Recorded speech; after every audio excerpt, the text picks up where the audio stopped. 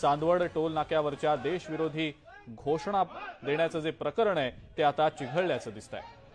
पहिला परत दुसरा निषेध टोल नाक्याचा दिसतो। त्या ठिकाणी टोल नाक्याचे अधिकारी संबंध अधिकारी असतील, तो मॅनेजर असतो तो त्याला ताबडतोब पडतात केलं पाहिजे, त्याला काढून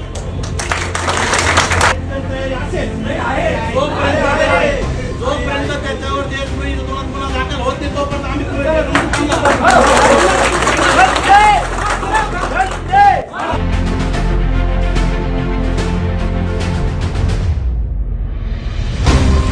तर आम्ही चांदवड बंद नव्हे तर संपूर्ण देश बंद करण्याची हिंमत या भारतीय